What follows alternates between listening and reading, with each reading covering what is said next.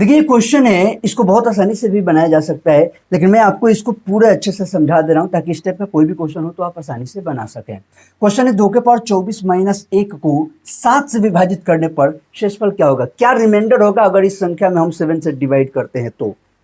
यानी कि 2 के पावर 24 जो है माइनस 1/7 जो है, तो अब यहाँ पे रिजल्ट जो रिमाइंडर होगा वो क्या होगा वो पूछा जा रहा है।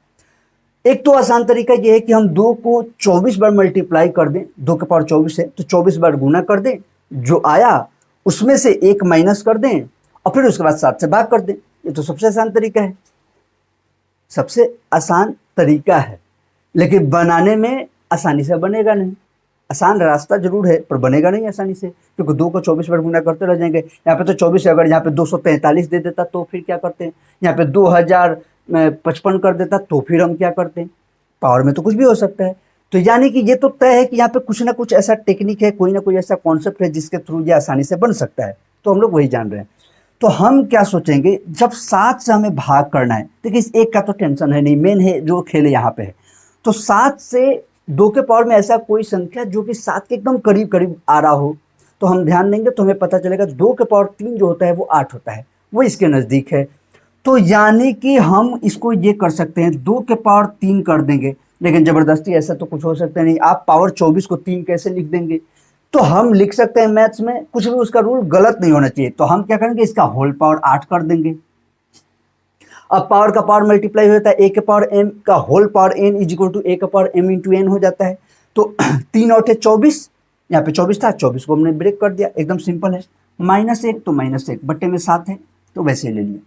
अब हम लोग जान रहे 2 के पावर 3 का अर्थ क्या हुआ, 2 के पावर 3 का अर्थ हो जाएगा 8, वैसे भी उसी के लिए हम लोग लिए थे।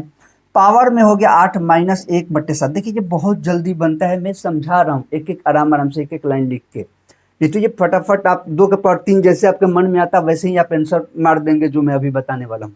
लेकिन अभी यहाँ पे ध्यान देंगे एक बार। अब 8 के पावर 8, अब यहाँ से दो तरीके से आप चल सकते हैं, या तो एक 8 ये जो 8 है नीचे वाला इसको 7 + 1 कर दीजिए, और उसके बाद से 7 से 7 कैंसिल हो जाएगा, मतलब 7 में 7 से भाग करेंगे तो 0 ही आएगा, बचेगा 1, 1 का पावर 8 वैसे वो भी आ गया 1। दूसरा कॉन्सेप्ट ऐसे नहीं समझ में, आप 8 में 7 से भाग करेंगे, 8 में 7 से भाग करेंगे तो हमेशा शेषफल 1 आएगा, रिमाइंडर हमेशा हम लोग का 1 ही आएगा। तो ये तो तय है कि 8 का 8 बार भी गुना करिए तब भी हमेशा रिमाइंडर 1 ही आएगा, ठीक है। क्योंकि 8 का पावर अगर 2 पे आप सोचेंगे एक बार, तो 8 का पावर 2 कितना होता है 64। आप यहाँ भी ध्यान लगाएंगे 7 से ना, तो 7 9 63, यानी कि रिमाइंडर क्या हुआ 1।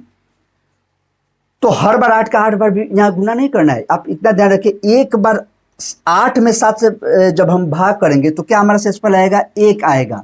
तो पावर 8 है ना, तो इसका भी पावर 8 ही होगा। अब 1 के पावर 8 तो हमेशा 1 ही होता है, तो ये पावर वाले को मैं छोड़ दे रहा हूँ, पावर वाले को नहीं लिख रहा हूँ, क्योंकि फिर हमें पता है 1 के पावर 8 क्या हो जाएगा 1 ही हो जाएगा।